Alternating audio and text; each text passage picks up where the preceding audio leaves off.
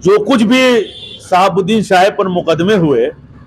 वो उनके ही शासनकाल में हुए थे। यही नीतीश कुमार की जब महागठबंधन की सरकार थी तो शहाबुद्दीन साहब के लिए वो लोग सुप्रीम कोर्ट चले गए थे, और यही नीतीश कुमार आनंद मोहन की रिहाई के लिए खुद आपने सुना होगा समाधान यात्रा में क्या क्या बात कह रहे थे। तो ये दोहरी मापदंड नहीं है। अगर कोई मुस्लिम राजनेता है तो उसके लिए वह सुप्रीम कोर्ट तक चले जाएंगे, और कोई राजपूत नेता है, भूमियार नेता है, तो उसके लिए वो रिहाई की बात करें। परिस्थितियों के अनुसार चूंकि शहाबुद्दीन साहब तो महागठबंधन के ही नेता थे, उनके ही अंग के थे, उसके बाद भी अपने नेता को कानून के लिए, न्याय के लिए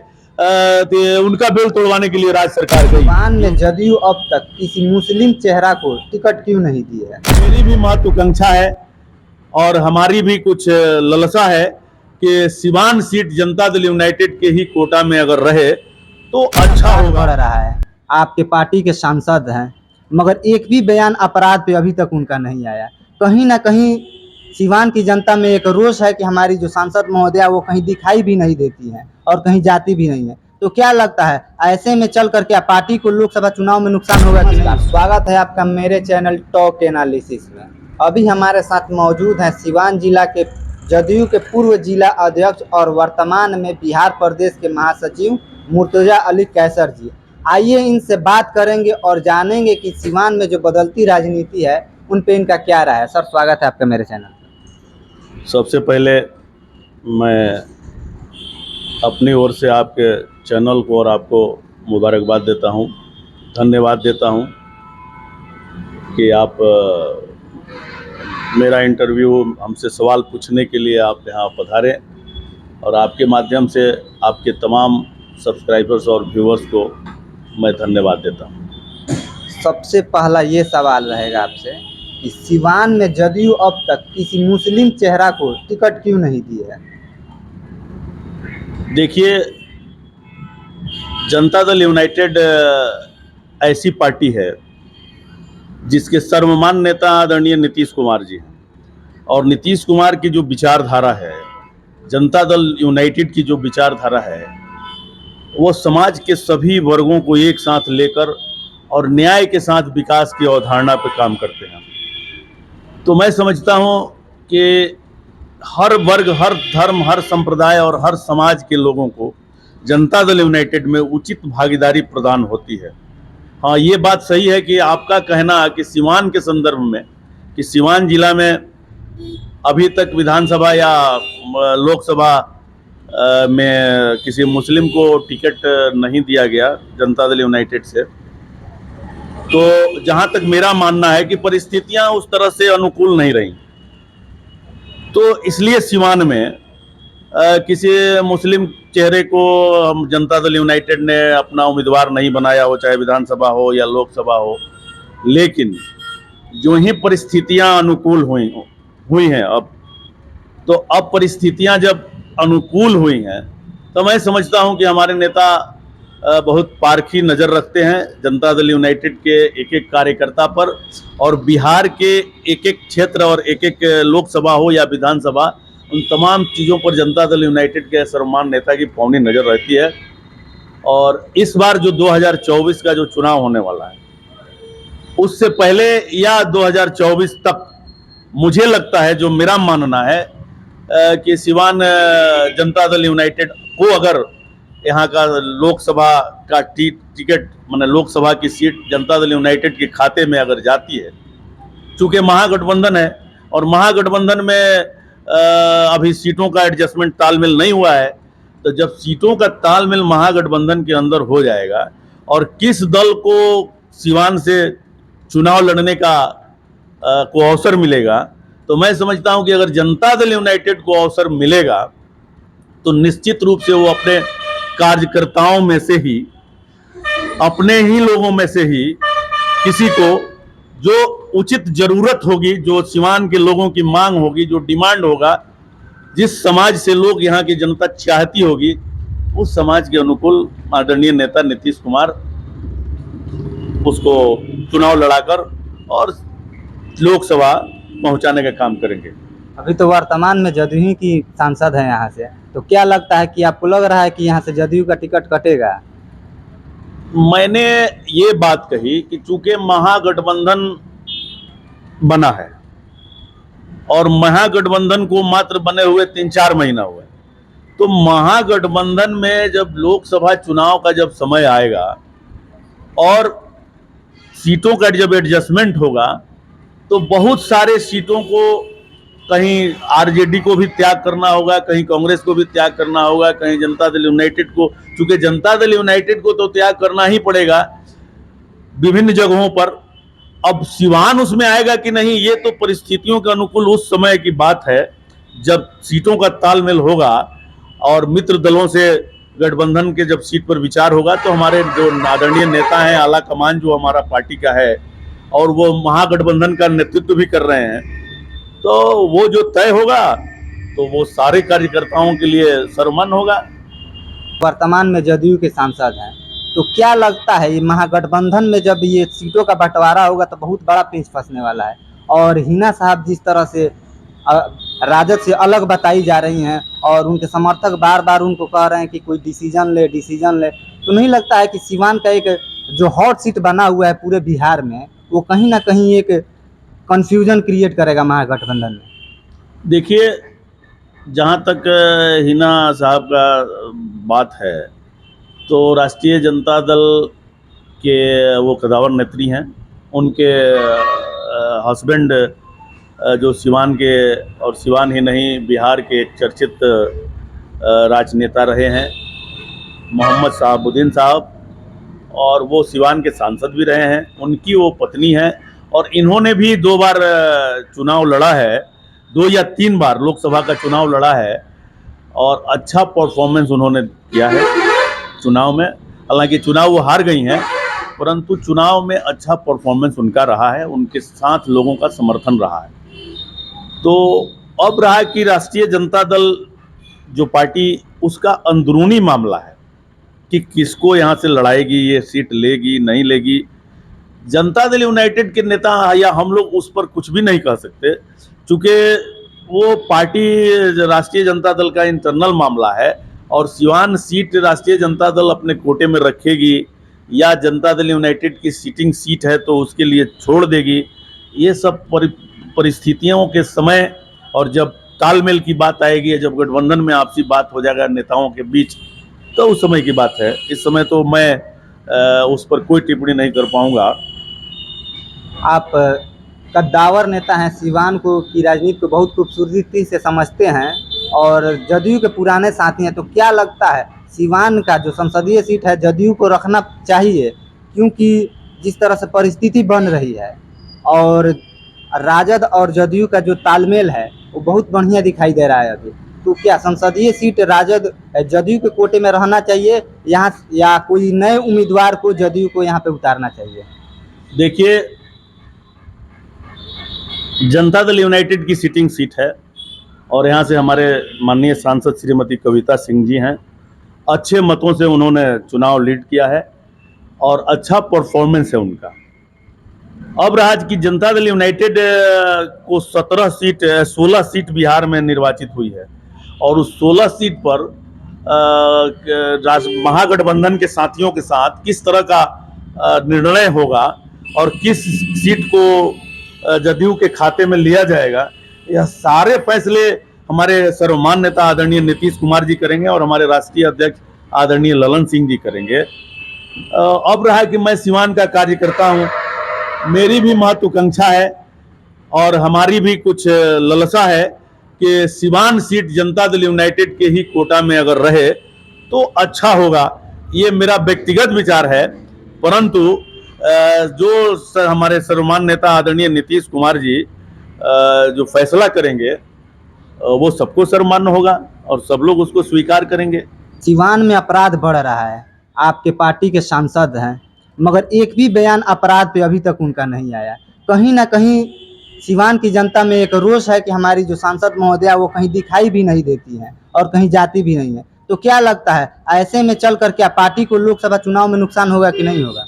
देखिए, सिवान में जिसको आप अपराध का ग्राफ बढ़ना कह रहे हैं, तो उसके थोड़ा सा पहले आप जाइए। उसके पहले आप देखते थे कि जो अपराध होते थे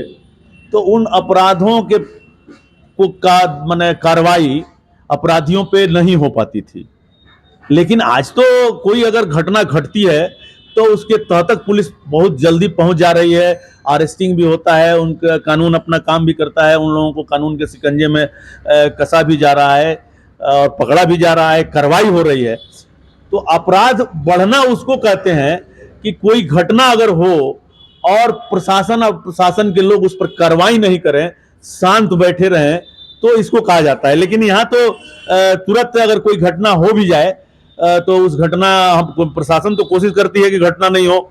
शासन इस पर काफी पैनी नजर रखी है और पूरी। लेकिन अगर कोई जमीनी विवाद की घटना है, कोई व्यक्तिगत रंजिश की घटना है, तो ये समाज में जो लोग हैं तो ये होते रहते हैं, ये तो होना है, ये स्वाभाविक है। किसी की सरकार रहेगी तो इस प्रकार की घटनाएं होंगी। कोई जमीनी विवाद से जुड़ा हुआ घटना है, कोई लेन देन का मामला है उससे जुड़ा हुआ घटना है, या कोई चोरी से संबंधित मामला है, या जो भी प्रकार की घटनाएं हैं, तो ये घटनाएं समाज में सुनियोजित तरीके से नहीं होती, ये घटनाएं ट्रेंडम होती हैं और सुनियोजित। मगर जनप्रतिनिधियों पे लगातार हमला हुआ है, मगर सांसद महोदया का एक भी बयान नहीं आया। ये भी तो है ना, जनप्रतिनिधि वो भी हैं, तो उनका भी तो बयान एक मायने रखता है, मगर सांसद महोदया का एक भी बयान नहीं आया इस पे। और रोष है लोगों में और जनप्रतिनिधियों में कि हमने किस सांसद को चुन के यहाँ से भेज दिया कि वो हमारी बातों को नहीं उठा रही है। देखिए, बात ऐसी नहीं है। सीवान के स्थानीय मुद्दे को और बहुत सारे विकासोन्मुखी सवालों को सांसद महोदया ने सदन में उठाया है। आप मीडिया के बंधु हैं, आपको सदन का रिकॉर्ड भी है, आप पता कर सकते हैं। बहुत सारे प्रश्न उन्होंने सीवान के संदर्भ में, सीवान लोकसभा के संदर्भ में उन्होंने उठाया और कार्रवाई कर उस पर अमल कराने का आग्रह भारत सरकार से किया है। ये अलग बात है कि भारत सरकार हमारे सांसद महोदया के सवालों को तरजीह नहीं देती है, परंतु सांसद महोदया एकदम निष्ठा और ईमानदारी से यहाँ के सवालों को, सीवान से जुड़े हुए बातों को सदन में, लोकसभा में उठाने का काम करती हैं, वो रखती हैं बातों को। लेकिन भारतीय जनता पार्टी तो आजकल नीतीश कुमार और नीतीश कुमार के लोगों से और उसके सांसदों से किस प्रकार का रवैया कर रही है, यानी पूरे बिहार से ही भेदभावपूर्ण रवैया भारत सरकार कर रही है। इसलिए हमारे सांसद महोदया के सवालों पर अमल नहीं किया जाता है या उन पर कार्रवाई नहीं की जा रही है। यह भेदभावपूर्ण रवैया है भारतीय जनता पार्टी का, चूंकि उसकी सरकार है और हमारी सांसद जनता दल यूनाइटेड की सांसद हैं। और ये महोदया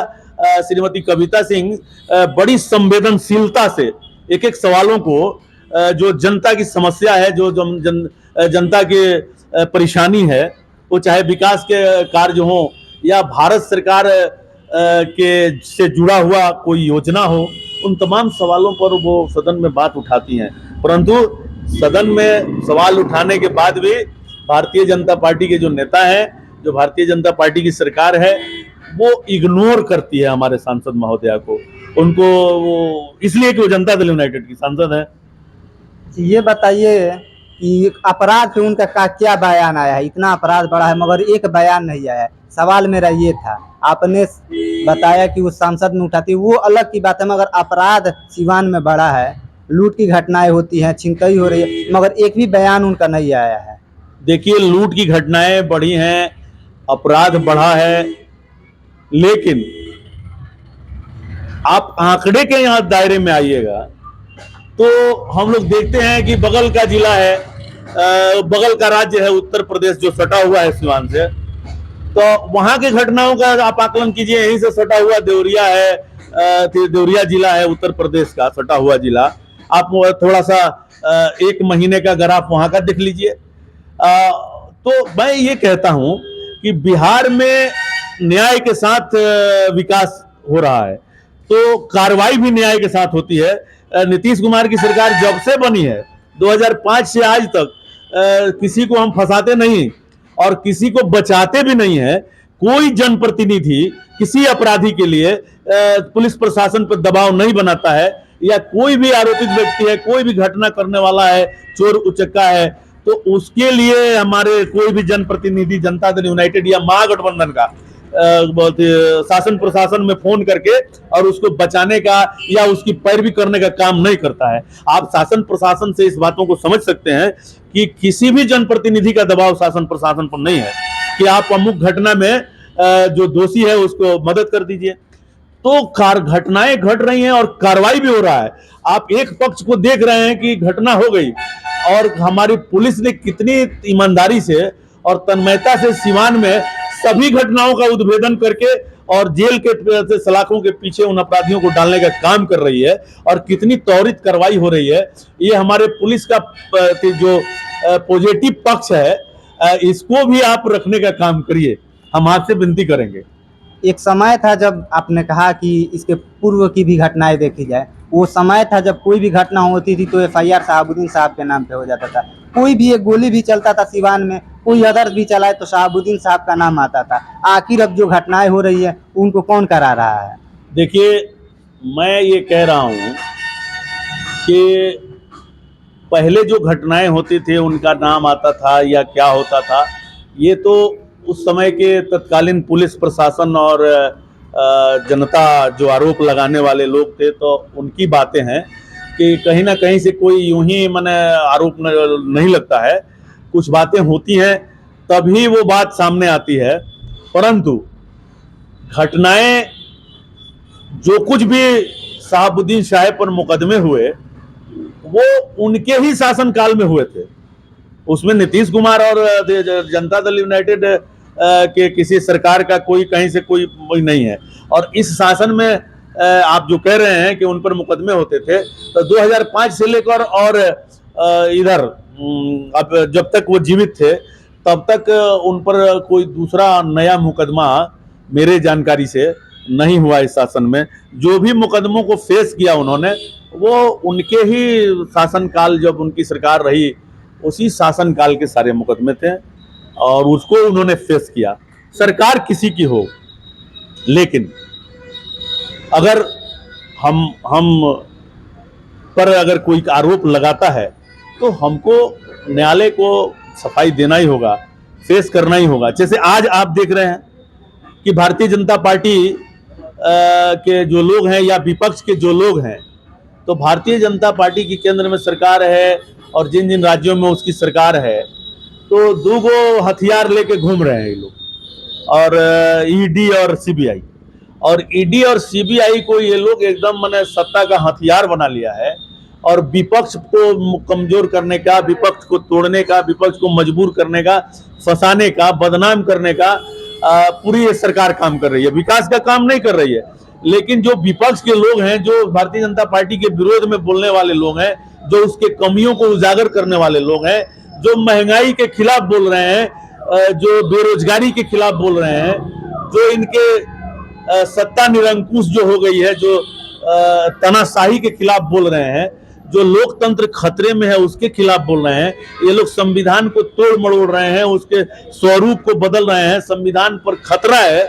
उसके खिलाफ अगर कोई बोल रहा है तो सीबीआई और ईडी के माध्यम से उस पर आरोप लगाते हैं। लेकिन लाख उनके आरोप लगाने के बाद भी जो विपक्षी लोग हैं, जो महागठबंधन के लोग हैं, वो लोग बड़ी ईमानदारी से सफाई भी दे रहे हैं उस पर। तो किसी भी शासन काल में अगर किसी पे कोई आरोप लगता है तो वो सफाई देता है। आपने कहा कि नीतीश कुमार ना फंसाते हैं ना बचाते हैं। यही नीतीश कुमार की जब महागठबंधन की सरकार थी तो शहाबुद्दीन साहब के लिए वो लोग सुप्रीम कोर्ट चले गए थे, और यही नीतीश कुमार आनंद मोहन की रिहाई के लिए खुद आपने सुना होगा समाधान यात्रा में क्या क्या बात कह रहे थे। तो ये दोहरी मापदंड नहीं है। अगर कोई मुस्लिम राजनेता है तो उसके लिए वो सुप्रीम कोर्ट तक चले जाएंगे, और कोई राजपूत नेता है, भूमियार नेता है तो उसके लिए वो रिहाई की बात करेंगे। देखिए, आप यह बात तो यहाँ सवाल मुस्लिम, हिंदू और बैकवर्ड फॉरवर्ड की नहीं है, क्योंकि नीतीश कुमार की जो पार्टी जनता दल यूनाइटेड है उसकी विचारधारा और नीतीश कुमार की विचारधारा ही समाज के सभी वर्गों को साथ लेकर चलने की है, और उनके किसी के भी अंदर की बातें उसके किरदार से झलकता है, उसके कर्मों से झलकता है। तो नीतीश कुमार सेकुलर हैं, यह बात उनके कार्यों से झलकता है जो उन्होंने काम करते हैं, जो उनका एक्शन है, जो वो विकास उन्मुखी उनकी योजनाएं हैं, वो हमेशा न्याय के साथ होता है। न्याय के साथ विकास का ये मतलब होता है कि समाज के सभी वर्गों के लिए, वो चाहे हिंदू हो, मुसलमान हो, सिख हो, ईसाई हो, अगड़ा हो, पिछड़ा हो, स्त्री हो, पुरुष हो, अति पिछड़ा हो, दलित हो, महादलित हो, समाज के सभी वर्गों के लिए उन्होंने उचित काम किया है, सबके उत्थान के लिए योजनाएं बनाई है। और इसलिए हम लोग बहुत गर्व से कहते हैं कि किसी भी व्यक्ति के अंदर की बातें और उसका अंदर की जो मानसिकता है वो उसके कैरेक्टर से झलकता है, उसके कर्मों से उसको आंका जा सकता है। तो नीतीश कुमार का कर्म काफी सेकुलर है और न्यायपूर्ण काम करते हैं। अब रहा कि आपने कहा कि भाई शहाबुद्दीन साहब को जब, तो वो संवैधानिक बात है, जब स्थानीय प्रशासन लिख कर राज्य सरकार को दिया कि उनको यहाँ आने से और यहाँ रहने से लॉ एंड ऑर्डर का खतरा है, तो जब लॉ एंड ऑर्डर का खतरा है तो वैसी परिस्थिति में जब राज्य सरकार वही करती है जो कलेक्टर लिख के भेजेगा, और राज्य सरकार का जो तंत्र है वो सुप्रीम कोर्ट गया कि भाई जो ये आए हैं सीमान में, तो लॉ एंड ऑर्डर का खतरा महसूस हो रहा है, इसलिए बेल तोड़ने के खिलाफ, बेल तोड़वाने के लिए राज्य सरकार उसके खिलाफ गई। और उस समय तो राष्ट्रीय जनता दल और यानी लालू यादव, तेजस्वी जी और नीतीश कुमार उस समय एक ही साथ थे, महागठबंधन की सरकार थी, और उस समय राज्य सरकार को मजबूर होकर जाना पड़ा कहाँ, सुप्रीम कोर्ट, बेल तोड़वाने के लिए। तो परिस्थितियों के अनुसार चूंकि शहाबुद्दीन साहब तो महागठबंधन के ही नेता थे, उनके ही अंग के थे, उसके बाद भी अपने नेता को कानून के लिए, न्याय के लिए उनका बेल तोड़वाने के लिए राज्य सरकार गई। ये इस बात का परिचय है कि नीतीश कुमार के अगुवाई वाली सरकार, चाहे उसके अंदर का भी कोई नेता हो या उसके बाहर का हो, या कोई भी बड़ा से बड़ा रसूखदार हो, कोई भी बड़ा नेता हो, अगर वो गलत काम करता है या उसके वजह से समाज को खतरा है, तो उस पर कार्रवाई करने के लिए थोड़ा सा सरकार परहेज नहीं करती है। वो चाहे हमारे जनता दल यूनाइटेड का ही नेता क्यों ना हो, उस पर भी कानून काम करता है। और इसीलिए तो वो तीन सीना तान के कहते हैं नीतीश कुमार जी कि हम न किसी को फंसाते हैं और ना ही किसी को बचाते हैं, कानून के अनुसार हम कानून का राज स्थापित करते हैं और कानून अपना काम करता है। और नीतीश कुमार के शासन का यही यूएसपी है, कानून का राज। ये कानून के राज से वो समझौता नहीं करते हैं, कभी क्रिमिनलिटी से समझौता नहीं करते हैं, कभी कम्युनिज्म से समझौता नहीं करते हैं, कभी करप्शन से समझौता नहीं करते हैं। और जो कुछ भी जो सामने ये तीनों चीजों में से कोई भी बात उनसे सामने आती है तो उस पर उचित कार्रवाई और ईमानदारी से उस पर कार्रवाई करके और उसको अंजाम तक पहुंचाने का काम करते हैं।